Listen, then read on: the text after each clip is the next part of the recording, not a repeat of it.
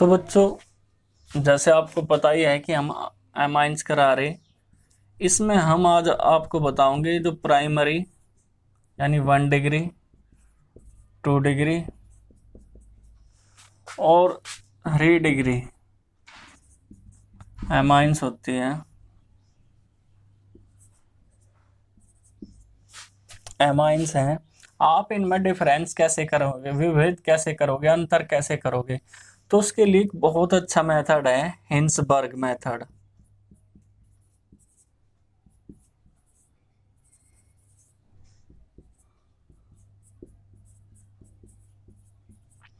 Most important भी है। इसमें जो रिएक्शन होगी बच्चों,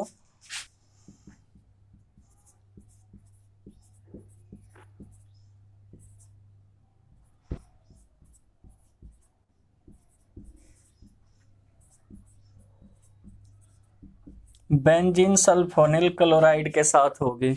किसके साथ होगी? Benzene sulphonyl chloride. ठीक है, उसका फॉर्मूला क्या होता है वो भी देख लो, C6H5SO2Cl।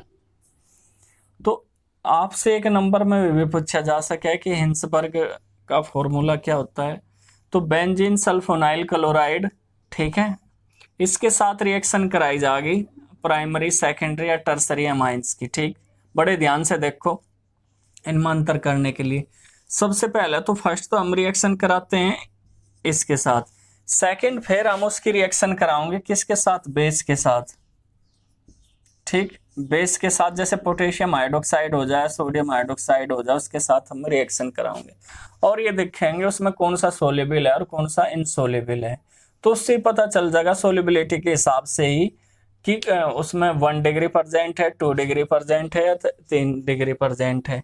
तो ये सारा प्रोसेस अब आपको मैं करके दिखाऊंगा। ठीक है, स्क्रीनशॉट ले लो बच्चों इसका।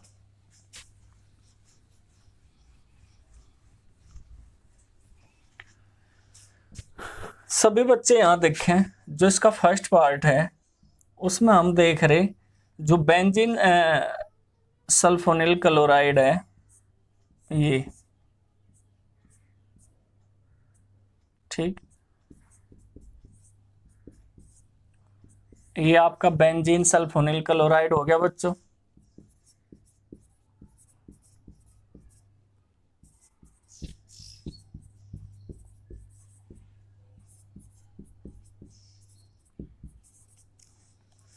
अब हम इसकी जो रिएक्शन कराने जा रहे हैं वो किसके साथ कराने जा रहे हैं? प्राइमरी एमाइंस की। प्राइमरी एमाइंस जो है RNH2। ठीक है, इसमें 2 हाइड्रोजन होती है, एक हाइड्रोजन इसके साथ रिएक्ट कर लेगी। किस तरीके से कर लेगी मैं आपको करके बताऊंगा अभी। मैं इसे ऐसे भी लिख सकता हूं या नहीं लिख सकता? बिल्कुल लिख सकता हूं।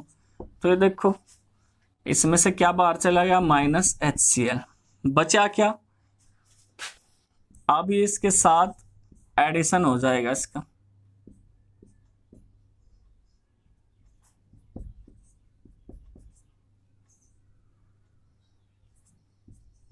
ये आपकी नाइट्रोजन, ये आपकी हाइड्रोजन और ये एल्काइल ग्रुप। ठीक है, सभी बच्चों को दिख रहा होगा। अब हम क्या करेंगे, जो हमें यहाँ ये एक प्रोडक्ट मिला एन एल्काइल बेंजीन सल्फोनेमाइड। ठीक है बच्चों,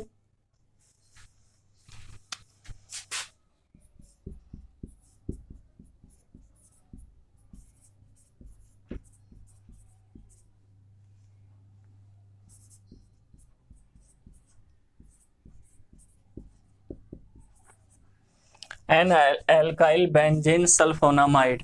अब हम इसकी रिएक्शन जैसे हमने आपको कहा था बेस के साथ कराएंगे, तो उससे आगे का यहाँ लिख रहा मैं पोटेशियम हाइड्रोक्साइड के साथ रिएक्शन करा रही।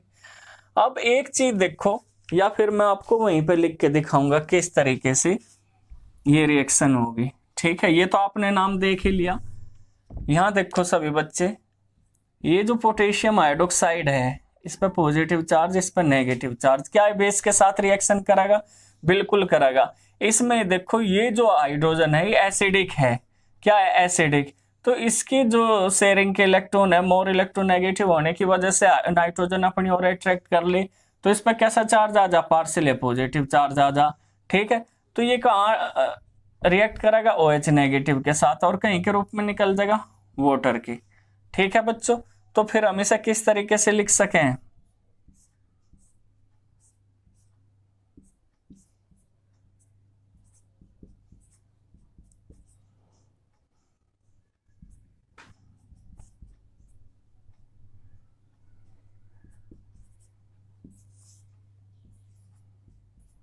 इस तरीके से। तो आपने देखा है बेस में क्या होता है, सोलेबल होता है, इस चीज का ध्यान रखियो, क्या होता है बच्चों बेस में, सोलेबल।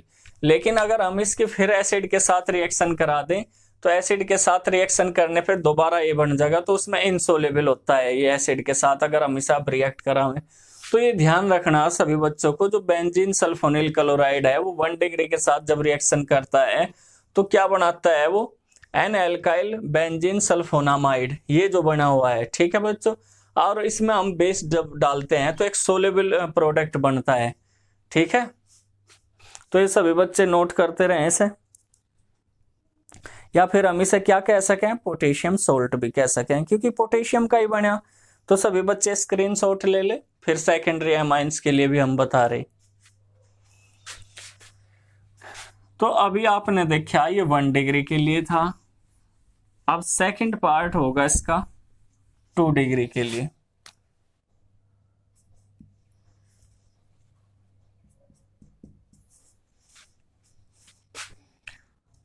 आपको पता, जो 2 डिग्री एमाइंस होती हैं उसमें क्या होते हैं बच्चों, 2 एल्काइल ग्रुप होते हैं, यानी ये इसमें भी हाइड्रोजन मौजूद है, तो ये भी रिएक्ट कर सकता है, और यहां से क्या निकलेगा, HCl माइनस HCl बाहर हो गया। तो अब क्या बनेगा बच्चों,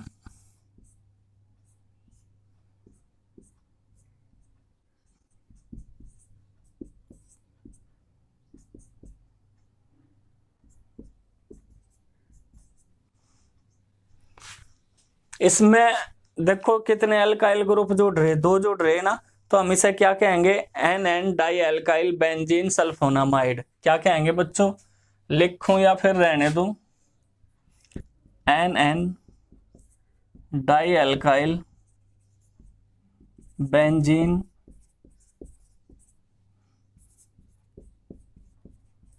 फोनामाइड। ठीक है बच्चों, ये प्रोडक्ट बनेगा। अब ये देखो इसमें कोई भी एसिडिक हाइड्रोजन प्रेजेंट नहीं है, क्या नहीं है बच्चों, इसमें एसिडिक हाइड्रोजन प्रेजेंट नहीं है। तो अगर हम इसमें क्या डाल दें, अब पोटेशियम हाइड्रोक्साइड डाल दे, तो उसमें क्या होगा, ये इनसोलेबल होगा। तो इनसोलेबल है बच्चों ये कहीं के साथ, विद पोटेशियम हाइड्रोक्साइड। किसकी अब्सेंस की वजह से, एसिडिक हाइड्रोजन प्रेजेंट नहीं है इसमें, तो कैसे रिएक्ट करेगा, तो उसमें क्या रहेगा बच्चों, इनसोलेबल। ठीक है, तो पता चल रहा भाई, वो तो सोलेबल था 1 डिग्री, और ये क्या है, इनसोलेबल है। सभी बच्चे स्क्रीनशॉट ले लें।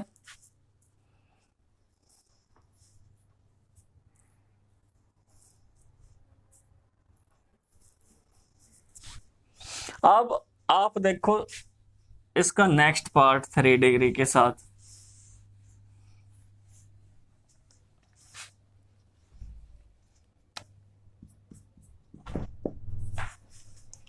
ये आपका बेंजीन डाइएजोनियम सॉरी C6H5SO2Cl, हम ऐसे भी लिख सकें बेंजीन सल्फोनिल क्लोराइड को।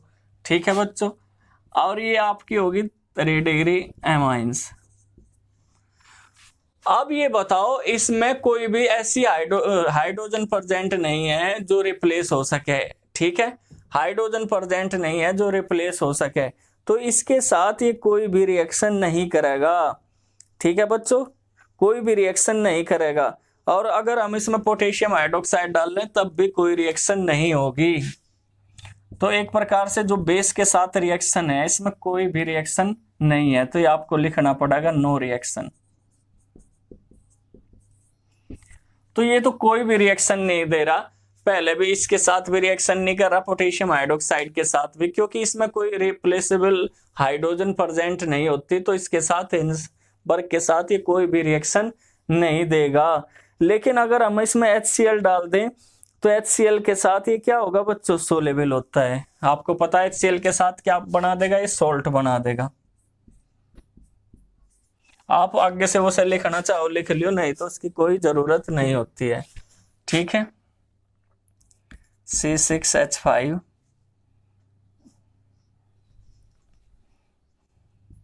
सॉरी हिंसबर्ग के साथ तो इसने कर ही नहीं, लेकिन किसके साथ कर सकता है ये, R3N प्लस HCl नेगेटिव। ठीक है, सभी बच्चे उतार लो, लिख लो। तो जो 3 डिग्री है वो तो एसिड के साथ सोल्ट फॉर्म कर सकता है, उसका यहाँ कोई लेना देना नहीं है। ये तो हमने आपको ऐसे ही बता दिया कि अगर आप इसमें बेस डाल लोगे तो कोई रिएक्शन नहीं है, बेस के साथ कोई रिएक्शन नहीं है। ठीक है, लेकिन एसिड के साथ ये क्या कर लेगा बच्चों, रिएक्शन कर लेगा। ठीक है, अब इसके साथ भी रिएक्शन क्यों नहीं कर पा रहा, क्योंकि जो क्लोरीन है उसे रिप्लेस करने के लिए इसके पास कोई हाइड्रोजन प्रेजेंट नहीं है। तो ये 1 डिग्री 2 डिग्री और 3 डिग्री के लिए आपने हिंसबर्ग टेस्ट देखा, मोस्ट इंपोर्टेंट है एग्जाम की दृष्टि से। ठीक है, काफी बार पूछ लिया जा। तो सभी बच्चे चैनल को सब्सक्राइब कर लो ताकि जो भी वीडियो बने उसका नोटिफिकेशन आप तक पहुंचता रहे। ठीक है बच्चों।